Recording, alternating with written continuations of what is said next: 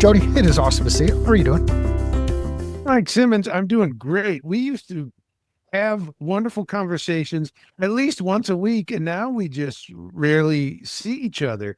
And I'm getting right into it, Mike. I was quickly reminded on maybe why we don't talk every week when you immediately started in on the shirt I'm wearing. So, I mean, maybe that's why we don't talk every week, but I'm doing great.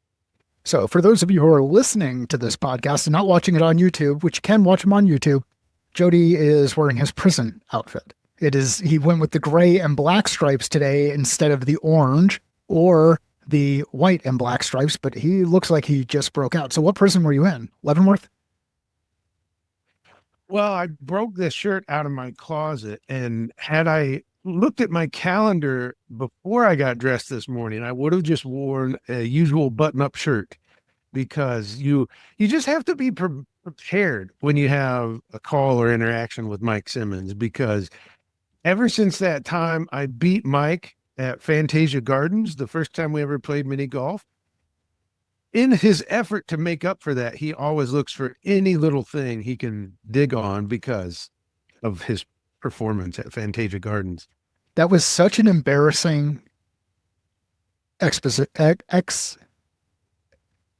don't even know what you would say it. Exposition of, I don't know what the right word is, but of golf, exhibition of golf, mini golf, that on the first hole, we said every stroke counts. And then I proceeded to, I went out of bounds, take like 8 strokes, and I was playing catch up and never caught up before the end. And we are due for a mini golf revival. Again, it's been a while since we've had a chance to get out there. It's been a while since we've been in person with each other. And for those of you who don't know, if you go back into the old days of the podcast, Jody was the catalyst for getting us started. He was the training wheels that helped make this podcast start in the early days of the Catalyst Sale podcast. And those are some ugly episodes to listen to, and they're all out there and available. But Jody made them as good, or made them what they could be. And we've learned a lot since then. What do you think? What have you noticed change with me since we first met and we first started recording? When did this show launch? When did we launch it? Was it 2016? We started recording in March of 2016 and officially launched in October of 2016. But we started recording in March of 2016. Wanted to get some content kind of under our belt. I think it was October. Might have been September, but it was March of 2016 is when we first had the conversation around recording, and then maybe started recording and then finally published in September or October of 2016. This is, to me, a podcast success story because Mike hired me to help him launch the show. But to go with that, it wasn't just, hey, I need the technical side. It was, I want to host, and Mike doesn't mind me saying this, I'm sure. I have no idea what I'm doing, and I need your help. I need your guidance.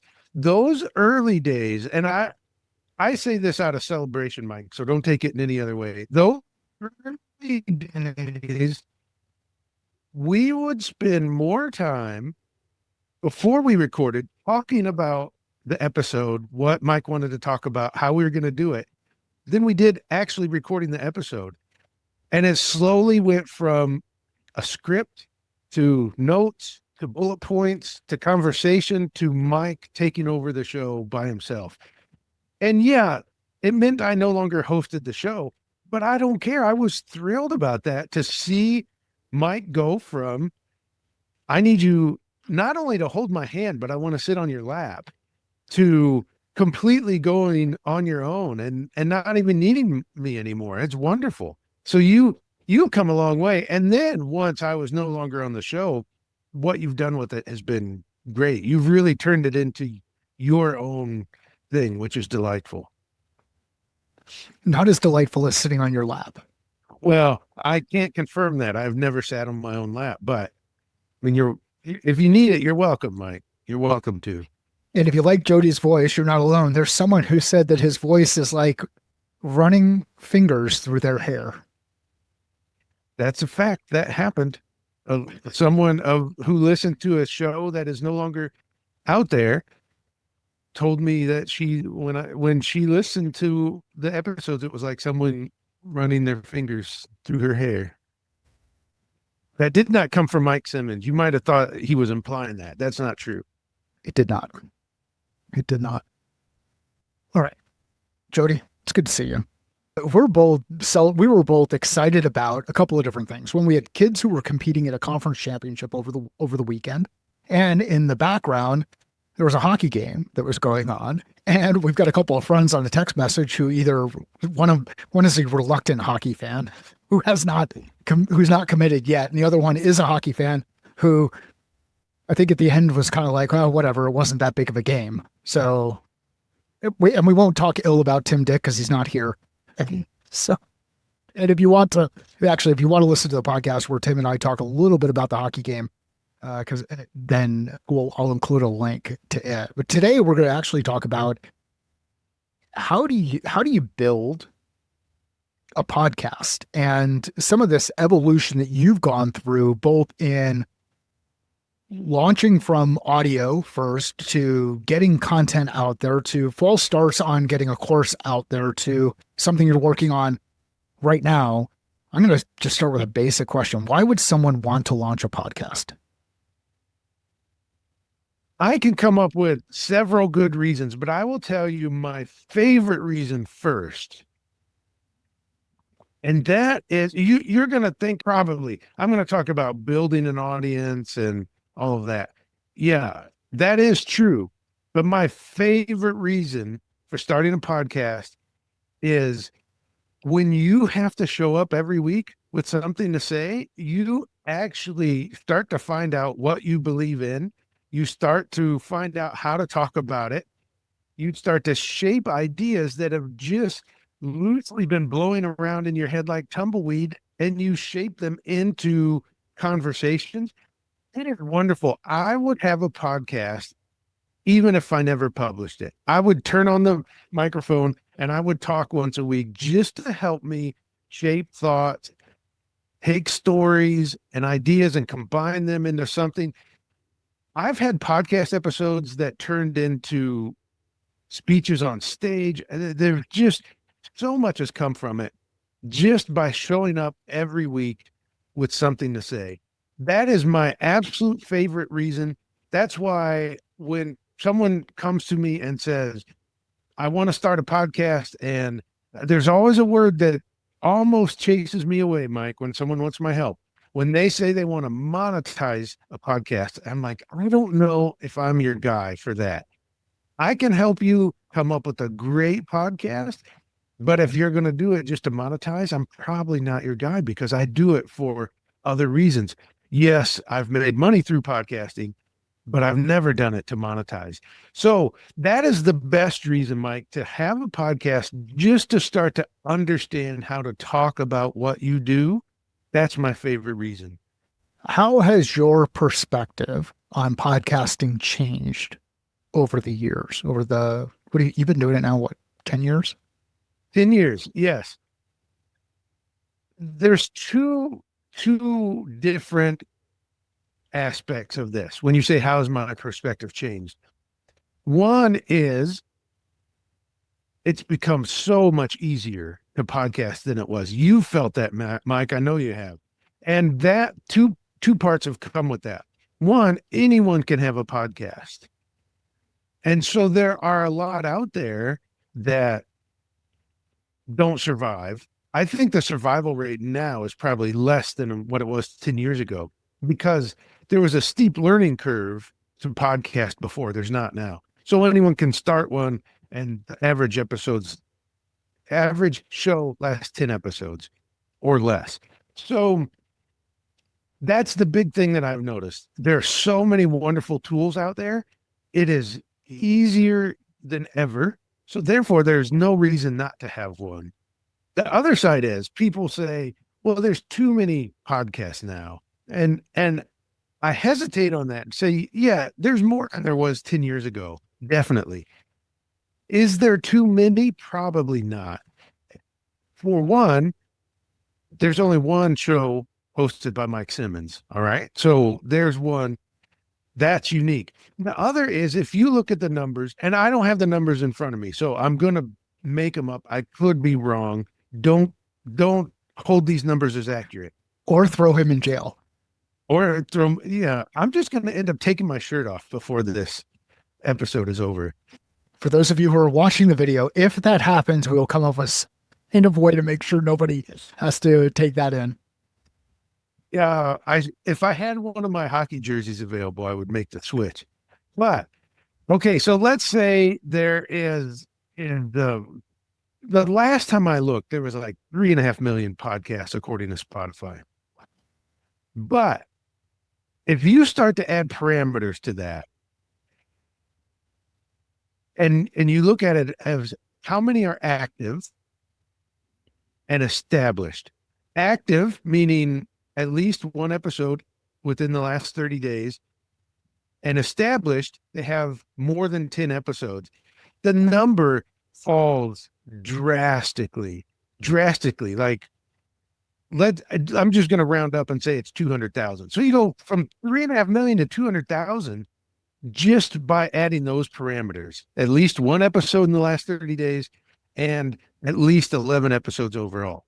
So there's really not that many podcasts. So it's easy to say when you ask, what has my perspective changed?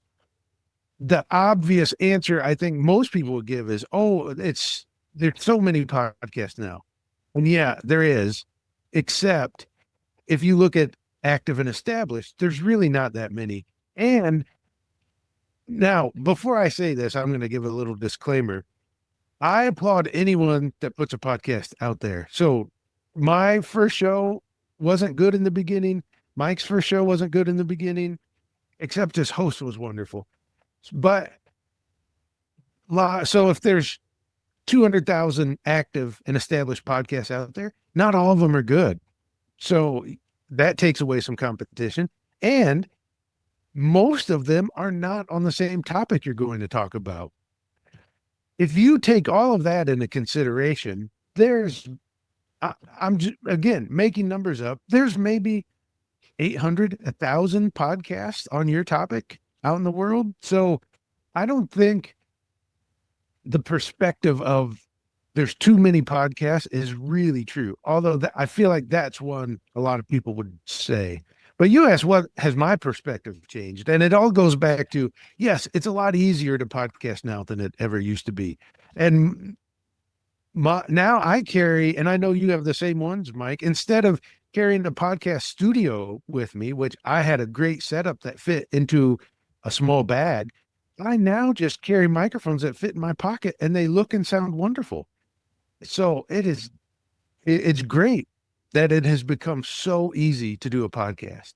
What's some technology that you're using today that you weren't using even 6 months ago? There are, I'm going to stretch it to a year. Okay. Because I feel like the addition of those microphones that fit in my pocket are fantastic. That has changed a lot of things for me because I don't have to do as much planning.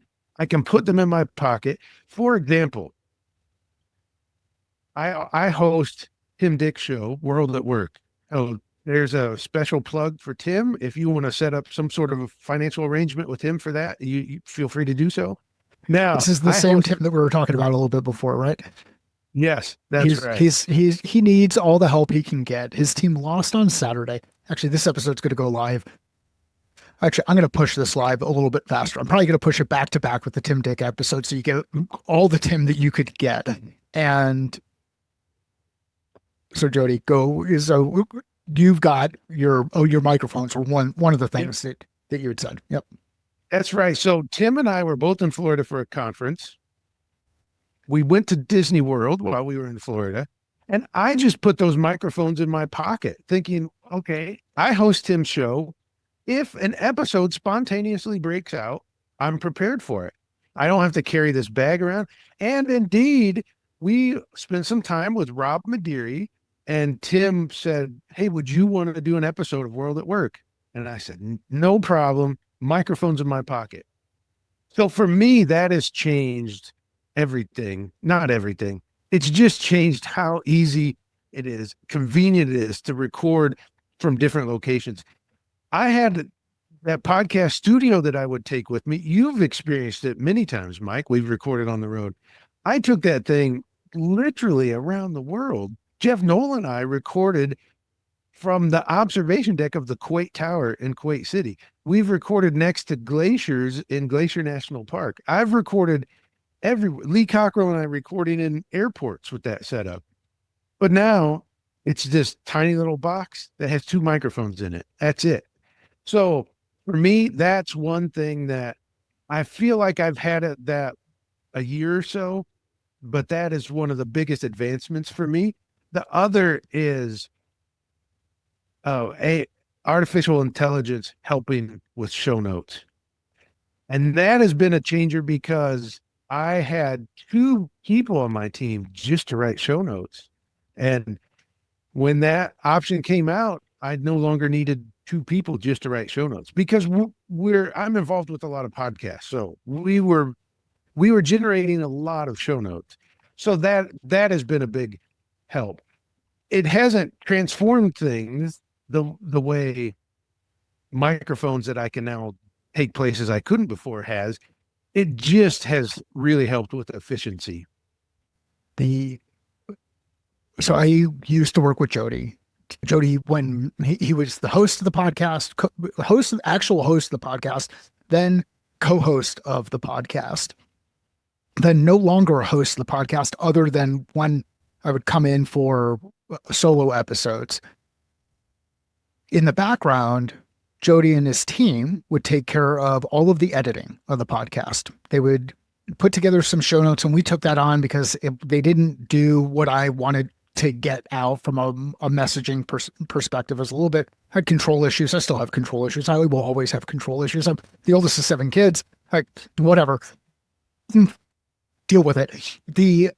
What has been absolutely awesome about some of not only the audio tools that are out there and the ability to be flexible and use microphones like the ones that Jody was talking about, are the ones that he recommended to me, which are the DJI mics. And they've got a couple of different versions that are out now. Each of them continue to get better. With the audio being really good on those microphones, the transcript of those episodes are much better too, because some of the tools now can take transcripts from the video clips or audio clips that you create. Those transcripts that can then put into some of these other tools that Jody's mentioning, which will help with show notes. And every set of show notes that you've seen on the Find My Catalyst podcast now for, I'm going to say at least the last 6 months, maybe 8 months, have all been generated through a GPT that we created. And if anybody wants to see the GPT, just send me a direct message and I'll share it with you. It's a public GPT. It's searchable. It creates podcast show notes for us and does it in the format that I want them to be, which is a little bit of information about the guest, key quotes, some more information about the content, and then 5 key takeaways and a call to action at the end. And it all happens auto-magically, which is significantly better than what we were doing before, where after we stopped working with Jody on that, Jen started listening to episodes. The problem with Jen listening to episodes is she'd hear me drone on about something that she wasn't interested in, or hear me ask questions about whatever, and she'd get distracted. And before you know it, she's doing email or looking on Instagram or doing whatever, and key pieces of the episode were lost. So this tool, this emerging technology, is able to enable us to do better things. The other one I would add in here, and even though you didn't ask the question, I'm just sharing. The other one that I would add in here, which has been absolutely amazing, and I don't know if Jody, have you played around with Notebook LM? No, not yet. Are you familiar? Do you know what it is? Are you familiar with it? I'm familiar with the name. I don't know. If you directly asked me, do you know what it does? I would have to either bluff my way through it or just admit no. You would admit no, and you'd say, but I know a guy who does. Let me connect you with Mike Simmons. And then I could share some experience there. But what's cool about Notebook LM, and take a look at this. If you're not using it, you can actually do everything that I can do with Notebook LM because all of the video content is public on YouTube. You can source specific things in Notebook LM, And those things might be YouTube videos, as an example, public YouTube videos. You take those, let's say 3 videos, Notebook LM will summarize it, create prompts that you can ask the system on based on the information that's there. And then if you hit a button, it will create a podcast between 2 AI co-hosts discussing the content. And it is absolutely mind blowing. I posted some of this stuff on LinkedIn recently after Sean Lumley, one of the guys I had worked with before, had brought it to my attention. And I am blown away by it for a couple of things. One, I'm able to hear what I missed, because if the 2 AI hosts are talking about something and say something wrong, I'm like, I must have missed that, and I can learn from it. But the technology is out there. So to build on Jody's point that he made before, if you're not doing anything in podcasting right now and you even have a little bit of interest, I would say just go out there and start doing it, because the tech is more accessible. The resources to move into production are more accessible, and you can learn so much about how you communicate by going through and reflecting on the information that you put out in the market. So there are a couple of different tools that you can put into place. Well, let's talk though about the course that you've got. So way back when you're like, I'm going to create a course, and that course is going to help people build a podcast, because I can't be with everybody out there, and not everybody can work with me. All of those things were kind of the thinking behind the course. Is that right? Yes, but it's even better than that, Mike. Awesome. How I came to the course. So I would speak at conferences, and so many people would say, I'm going to start a podcast someday. And I thought, I've heard that enough. I'm going to reach out to some of them. I came up with an outline on what I would want you to know if you hired me to help you start a podcast, which you did, Mike. And these are the sort of things that I did for you or talked to you about having a great show. So I came up with this program, 5 weeks, 4 weeks of lessons, 1 week of Q&A. And I reached out to people and said, this is what I'm doing, this how much it costs. And I think I had 10 people sign up, and I taught it, used the transcripts to then say, okay, here's how I can make it better. Did it again, reached out to another round of people. I think 7 people signed up. And that was called Podcast Launcher, was what I called that program. And I thought, this is really good. Everyone that goes through, now many of them faded pretty quick, but everyone that went through ended up with a podcast. So I just took that and created a course called Podcast Magic, so people could do it at their own pace. I broke it into smaller videos. That way I didn't have to teach it live. So that's where the course Podcast Magic came from. Then I said, okay, well, now I'm getting a lot of questions about people being a guest on podcasts. So I came up with the course Podcast Guest Magic. And then I was starting to get questions about interviewing specifically, not just how to have a great show. I want to be better at interviewing. So I started a course called Podcast Interview Magic, and I never finished it. So yeah, that was years ago. I came up with that suite of courses. Yeah. All right. So where are you in your development process, and what's next from a course perspective? Well, Podcast Magic, Podcast Guest Magic are done. Although as some things have changed, there might be some tech pieces to redo in Podcast Magic. And then Podcast Interview Magic's almost done. So that suite, after years of sitting dormant, I'm getting enough podcast questions again because people are interested, which I love, that I've started to rekindle them, and Podcast Interview Magic will be done soon. So that the idea there is Podcast Magic will help you create a great podcast. Podcast Guest Magic, being a guest on other shows, and then Podcast Interview Magic. By now, the last count I did, Mike, I've done more than 2,600 podcast episodes, including hundreds of interviews. So Podcast Interview Magic is my interview process from the research, the start of the research, all the way through doing an interview. and after.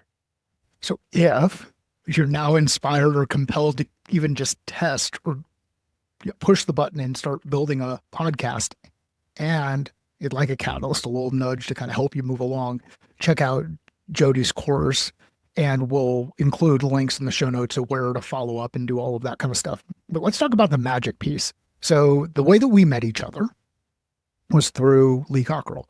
And the reason we met each other through Lee Cockerell is Lee wrote a book. He put his phone number in the book. He also started recording podcasts with you. And I met with Lee the first time back in March of 2015, right as going through the process of saying, hey, ready to start building something, building what's next, which included launching a business with a co-founder, Mike Connor, who was the other person that was on the podcast back when we started the Catalyst Sale podcast way back in the early days.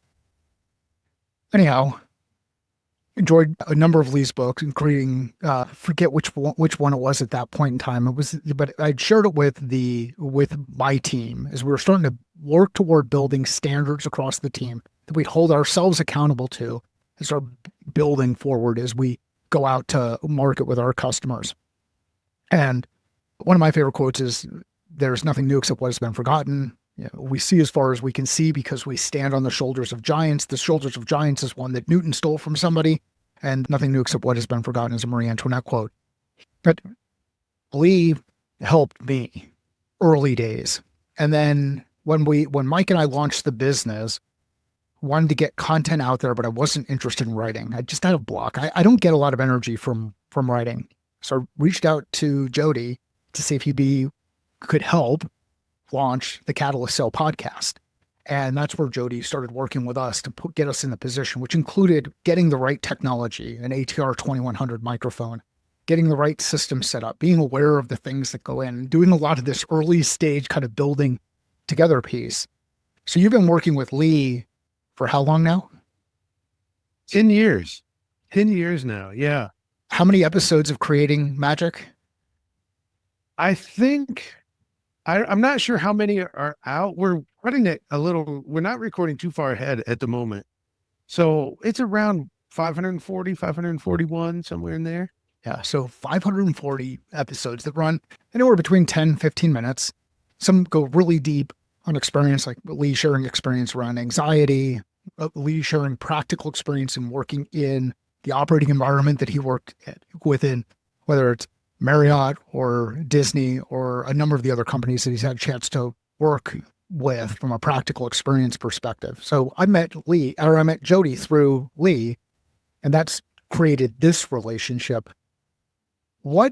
How have you gone through this whole kind of process of taking audio to now leveraging things like video, to doing things kind of in person, to recording and like all of that kind of stuff? How has that evolution gone for you and your relationship with Lee, and not only what's going on now, but what's next? So I'm happy to tell the story of how Lee and I ended up working together. You can come back and ask that if you want, but I'll start directly on what you asked. So Lee and I were recording the podcast for quite a while, and his third book came out, Time Management Magic. And I just thought it was great. It changed the way I worked on time, my time management, how I used a planner. And I just said, Lee, this would make a great course, because this book could really, it helps people, but if they can go deeper in a course. So we did it. I only knew what to do. I only knew to do what I knew how to do at the time. And I'm not afraid to tackle something if I don't know what I'm doing. So I just did what I knew how to do, and we recorded audio. I came up with an outline and we recorded the course in audio. And then I had someone make slides, and we just put the audio on the slides. So that course is still available as is at cockerellstore.com. And it's just, you're watching slides go by as Lee and I talk, because that's all I knew how to do at the time. So starting that into what we've become is pretty incredible, because that was the first course. And then that course led to people say, because he references a little bit a morning routine in the book, but didn't really talk about what it was. So people kept asking about his morning routine. So we came up with the Morning Magic Planner to walk people through his routine. Mike, you've seen the Morning Magic Planner at Yep. least, right? Mhm. Yeah. So that was a way to walk people through Lee's morning routine. 15 minutes every morning. That's all it took. Well, then that led to Morning Magic Planning course as to accompany that. And then I kept pushing Lee, let's do more courses, but he's on the road all the time, didn't really have time to do it until in roughly March of 2020, all of a sudden he had a lot of extra time. And he said, hey, you've been saying we should do more courses. I don't have anything going on for a few months. Let's record some courses. So we started recording courses with no big plan other than we've got time, let's use it. And then that led to the Cockerell Academy.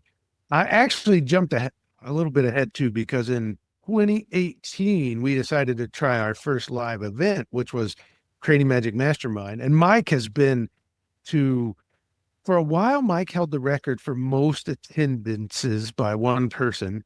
And I think you've been passed now, Mike. Probably. Yeah. Yeah. I think Charlie Ireland and Jeff Marriage have passed you. Oh, that's cool. I haven't seen Jeff in a while. Saw Charlie at a couple of them. I figured it was Randy Rump that would have beat me because he was up there too. There are a lot He of was really up there. good. And um, plug for the mastermind. It is one of the things that I get out of the mastermind whenever I'm able to attend, and anytime that I'm able to attend, both have the financial capability to do it and the time to be able to do it. I will attend this event. And the reason I like to attend is because I learn so much from the stories that the things that people are working through in their workplace. And you start to see how closely aligned we all are, even though we think we are so separate from each other. And that is one of the cool things that you and Lee do in that environment, bring people together. And I have a number of friends that I continue to hang out with and I'm close with that come from those events, whether we were talking about someone like an Eric Harrington or a Tanner Brock or you or Lee or Dan or Jeff or any of the folks that we've mentioned in this kind of community of things. It's really cool to kind of hear and see the evolution that's happened. So you get into COVID time period, and now all of a sudden we're not traveling. There's an opportunity to go do a bunch of things, do some of the things that have kind of been put on the back burner. What's happened since then? Yeah. All right. So that time period, 2020, we took roughly 2 years off from the one live event we were doing and created the Cockerell Academy. So we started recording all these courses, then decided let's put them all together in one place, which we called the Cockerell Academy. And now I'm gonna jump ahead and say, okay, now after 4 years, almost 5 years of the Cockerell Academy, and we started looking at, okay, what's next? I think there's maybe 3 more courses we should do out of what we've already created. I've already got them outlined. We just haven't recorded them. But what's after that? And how do we keep Lee's legacy going? How do we still make him a mentor to people, even because Lee doesn't have to do any of this. He could stop at any time. And we came up with this idea called world class workshops, and we've taught one, or we've got 2 developed. We've taught one, but it's content Lee and I created. Only Lee doesn't teach it. It's me and one other person teaches it, and it's just as good as if Lee was there, because I've worked with him for 10 years. I'm fluent in 2 languages, English and Lee Cockerell. So it's great workshop. The first one, how to create a world-class customer experience. The second one, which is developed but hasn't been taught in person yet, is just called world-class customer service. And it's just a way to reach a bigger audience than what Lee can do just himself. Because the other thing, even if Lee keeps doing this for 20 more years, he still can't go out and do all these little workshops. He does big presentations, but to teach an all-day workshop, probably not going to do that. To go into an organization in Oklahoma or Boston or wherever and teach an all-day workshop, at this point, Lee's just not going to do that. So it's just a way to take what Lee and I have developed and get it to people we otherwise wouldn't, in a format we otherwise wouldn't. And actually, I would say it's better. And the reason why I would say it's better than what Lee would have come up with on his own is you're bringing shared experience and different perspective. I know of only one person who was a finance guy, a marketing guy, a park ranger, a podcast guy who happens to be from Peoria or from Peoria or born in Peoria, from Peoria, Blues fan, now Kraken fan, who has an awesome goaltender who used to play for the Arizona State University Sun Devils in Decord. So did you know that? You know, Decord was a Sun Devil? I did not know he was a Sun Devil. There you go. And see, and Jody continues to learn every day. So Okay. we're all learning, though. We take all of these experiences, we pull them together. And this is one of those reasons why that there's nothing new except what has been forgotten quote is so important to me.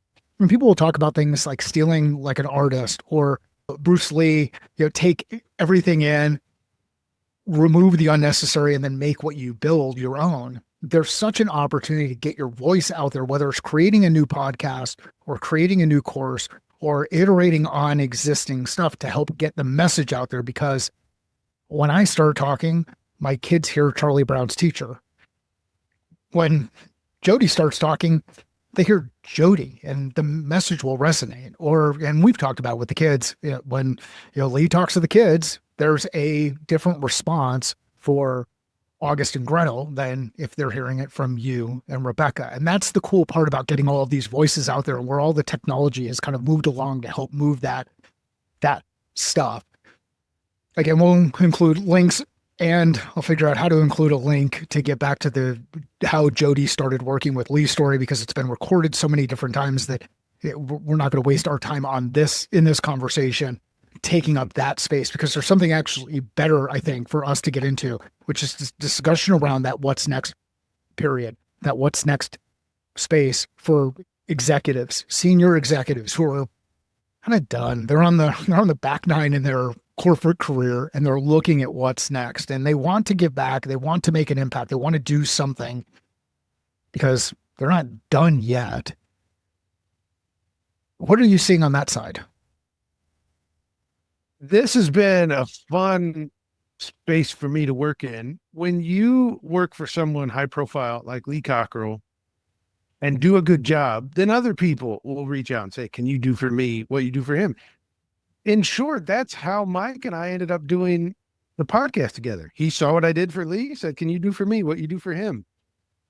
Well, now I get the chance to work with a lot of executives who've had a great career, 20, 30, 40 years, often at the same company.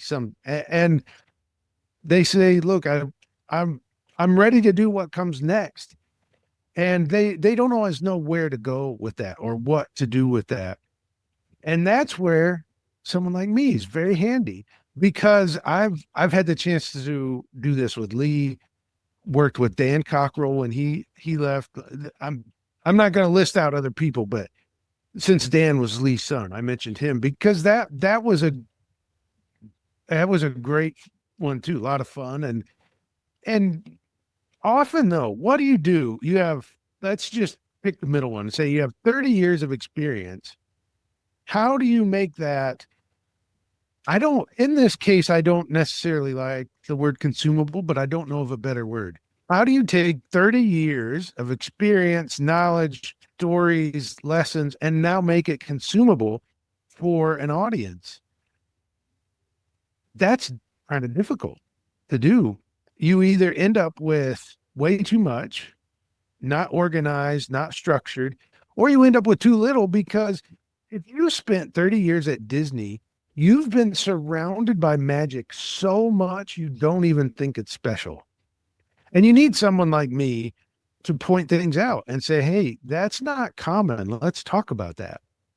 So that's what has been next for me, and next for the people I work with that have had these great corporate careers, is just figuring out how to find the right lessons, the right experiences, the right stories, the right words to connect with audience. And it's not just about building a business. I've found that most of them have a real sense of I want to give back. I want to leave a legacy. Yes, there's a little bit of I also still want to be relevant, but it's mostly the legacy piece. Like, I had 30 years and I learned a lot, and I know I can help people. Where do I go next? And it's not as simple anymore as just hanging out a shingle in front of your shop saying former Disney executive, because there has to be more to it than that. That used to work. Probably when Lee left Disney, that might have still worked, but it doesn't work anymore. So that's where I come in.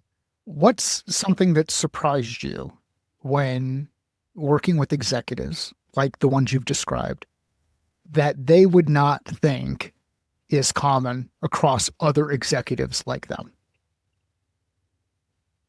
I think there's a couple. One is, I kind of jokingly touched on wanting to remain relevant. I don't think many want to admit that. Like, I was really important last month and now I'm not. So that is a piece they all struggle with. Now, I'm going to tell a story that Dan Cockerell meant this as a joke, but it so captures the essence of this. Right after Dan retired, we were in Orlando together and we went to someone else's retirement party. And when that party was over, he said, hey, have you ever seen the stables where we keep the horses that you see in parades and other things at Disney? I said, no, I had no idea you had stables. So we walked right over and we're walking. He's talking about all the horses because he pointed at him, talking about him, telling stories. And a cast member comes up. We'd been there maybe 20 minutes and a cast member saw us, came up and said, I'm so sorry. I know it's really neat to see these horses, but this is a backstage area that only cast members can be in. And Dan very politely just said, oh, I'm sorry about that. And we start to walk away. And then after we get to where that cast member can't hear us, he leans over to me and says, doesn't she know who I used to be?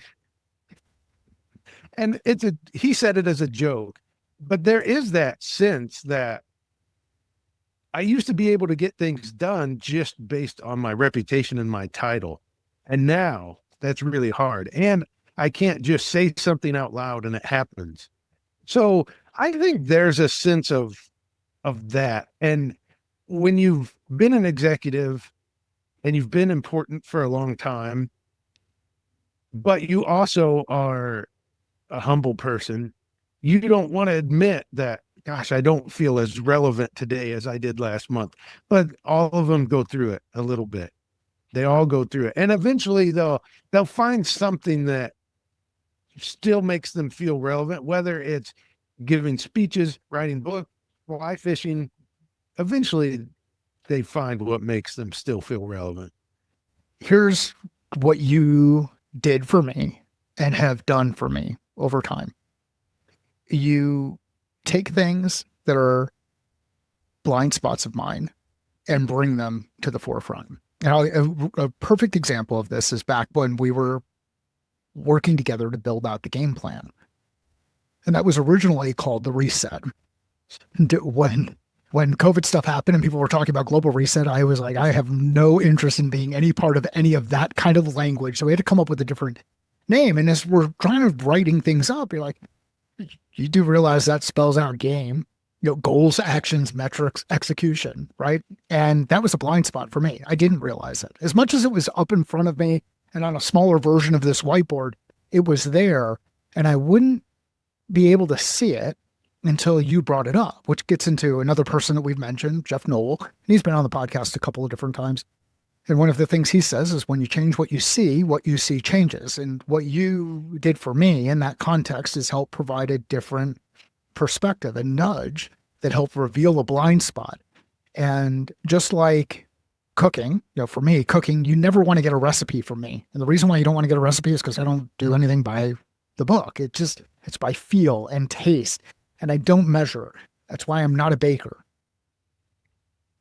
If someone followed me around and looked at how I cook whatever it is that I'm making, like making a brisket or, which would be smoking something instead of cooking something, so I get it, it's nuanced. But if someone would follow it around, they could write down all of the different details there. You see the details, and those details can be pulled out into those stories, and those stories can be pulled together to provide a compelling narrative. And that compelling narrative can help people move forward, which ultimately is what leadership is. Leadership is how we move forward. So thank you for being a leader in that regard.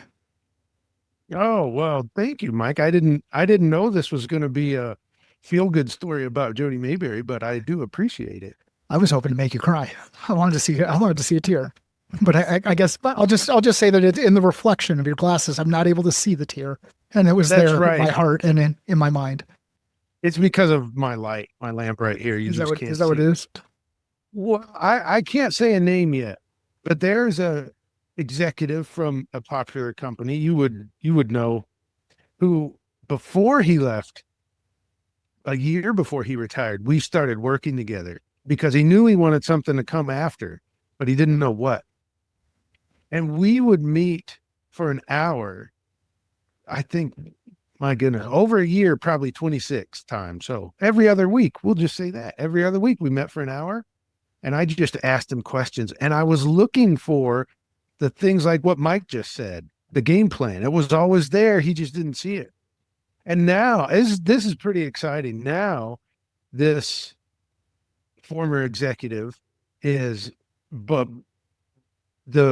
what we came up with after all that was his 3 pillars of content. Like anytime he talks, it's going to be about one of these 3 things. We came up with a book outline, and his book will probably be out next. I want to say this year, but it probably will be early next year. And all that came from, I've got 30 years, I'm sticking with the 30 number. I've got 30 years of experience. What do I do with it? Like, what comes next after this? And it was just a matter of talking for a couple dozen hours to find it all, because it was all there. Just like with Mike, the game plan was always there. He just didn't know it. And sometimes Mike's a firstborn, so he likes to just talk and tell people what to do. I'm not saying anything Mike doesn't know. He knows that's true. But I'm a middle child, so I can listen to someone like Mike and then make something happen with what Mike says. So over time, I've actually learned to get away from that in the tell people what to do, and I'm leaning pretty heavily into this now. It's not about what you say; it's about what you ask. So as you ask these questions, you can pull information out, and people will actually reveal what they should do if you ask the right questions and listen with intent. And there's a good way to go about doing it. I mean, some of the questions are behind me, the what, why, who, where, when, how, all of the basic stuff that kind of get conditioned out of us, but it moves back into that piece around the interviewing, which I'm sure people will get some ideas and thoughts around how to interview well out of your interviewing magic course, interviewing podcast, and say the name of the interviewing aspect. Podcast interview magic. So out of the podcast interview magic. So Jody, how'd I do with my interview today?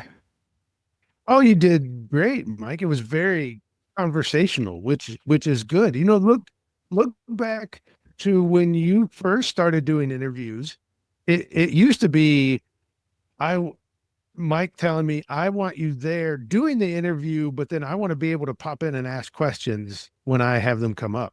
So that's how Mike started with interviews, to eventually Mike running the interview with me there, to now Mike just having wonderful conversations, which is what the podcast has turned into. So you do great, Mike.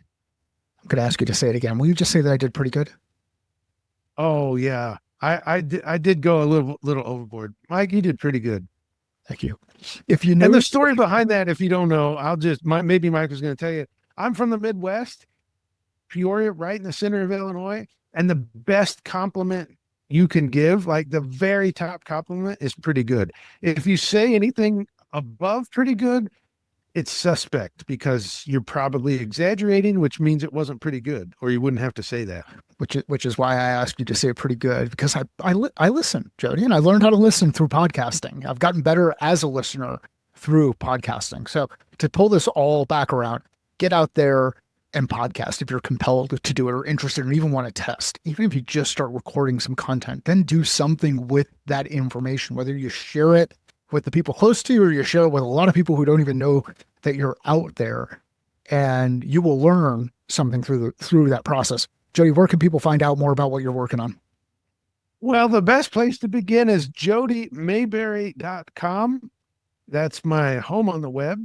And everything I'm working on hopefully shows up there. You'll find all the podcasts that I'm doing right there in the podcast tab. And the courses, Mike will put them in the notes. And but jodymaberry.com, best place to start. If you know somebody who would enjoy this podcast, get something out of this conversation, please share it with them. Let Jody and I know via LinkedIn. Both of us are relatively active on LinkedIn, so share that out there. The shares help. Sales is a thinking process. Business is a thinking process. Life is a thinking process. How are you thinking different about yours?